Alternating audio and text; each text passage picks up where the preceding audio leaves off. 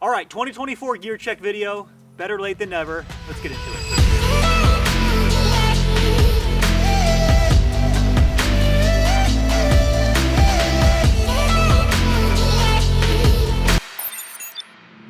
All right, so in case it wasn't super obvious, racing with the boys on Mike's Bikes for another year. Very excited about it. We have a former World Tour athlete on the team this year, Sean Bennett.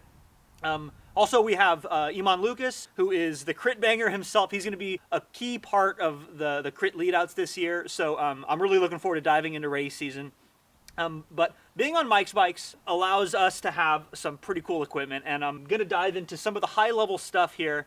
I'm going to spend most of the time on the bike because there's a lot of interesting stuff going on there. But first with the kit, Pearl Izumi. We're on a different kit brand this year. Size down.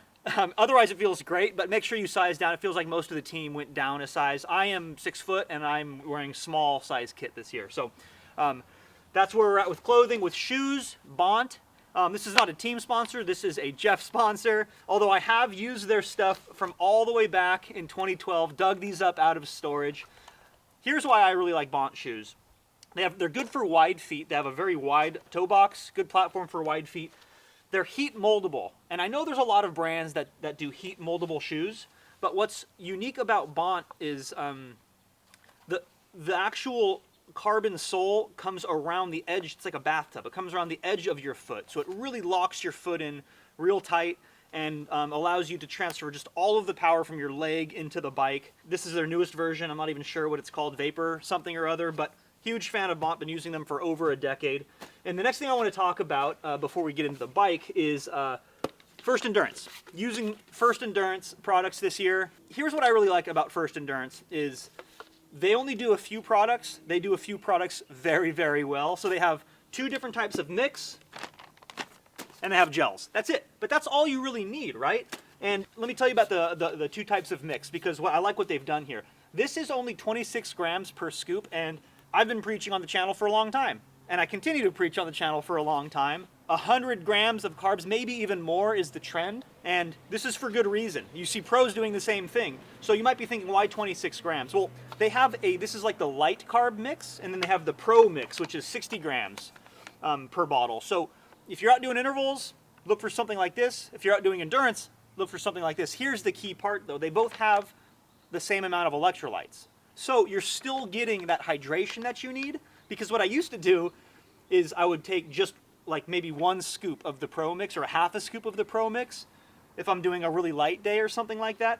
But then you're not getting the electrolytes. So anyway, they've thought this through, and the liquid shots are fantastic also. They're the right consistency, they taste good, plus they are actually 28 grams of carbs per shot. A lot of other brands are around 20. So carb up, it's legal dope.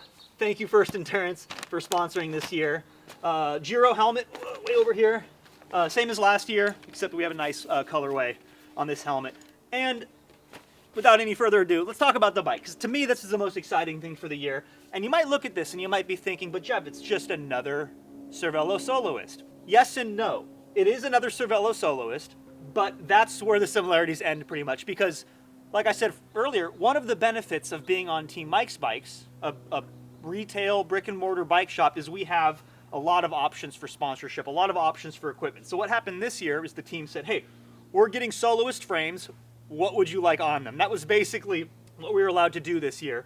Instead of getting the complete bike, we were able to build these up all the way down to the components, which we'll talk about. So Soloist frame, 56 centimeter. And let's start with the wheels. It's the reserves. I did not decide to change the wheels from last year. These are the reserves. I think they're 40/44s. Too deep, they're heavier. They're not really great in crosswinds. Too shallow, you lose that aerodynamic performance. I think 40/44 is great for what I do. And I really like the reserves because they're really wide. You can learn more about the specs. I'll leave a link in the description or something like that. Ooh, almost knocked it over.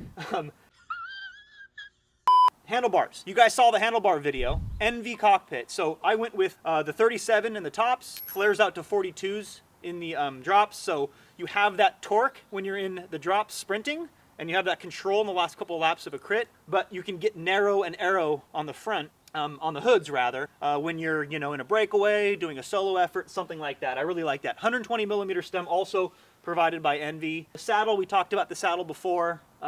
This is a specialized mirror saddle, 3D printed. I just like the shape of the short nose saddle, so that's what I'm rocking this year.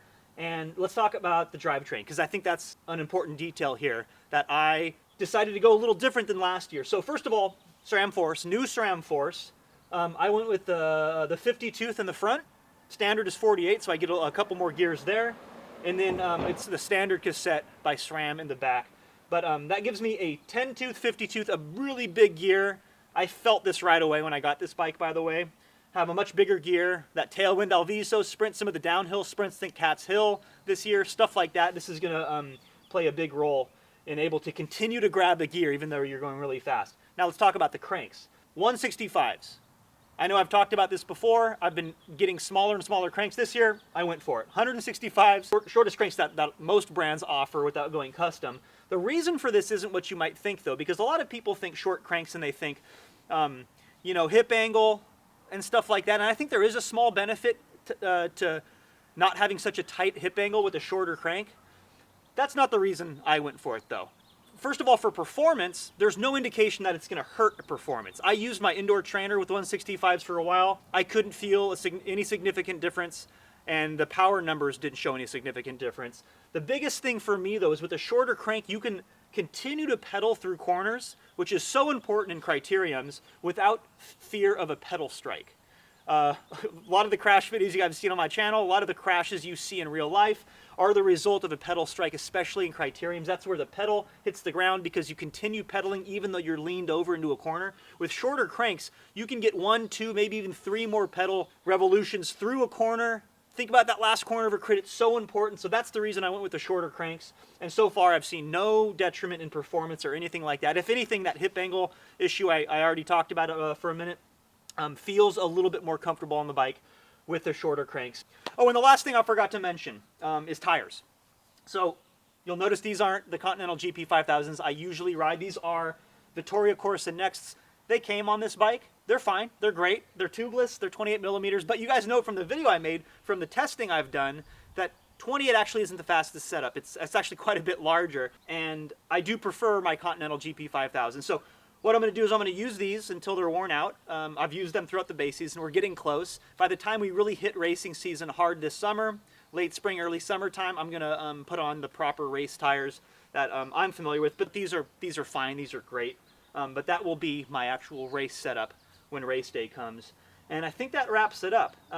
There's a lot of little details I didn't get into because I didn't want this to turn into a 20 or 30 minute video. So hit me up with a comment down below if you guys have any specific questions. And look forward to an exciting 2024. We got a killer squad. So stay tuned, get subscribed. I'll catch you guys in the next one.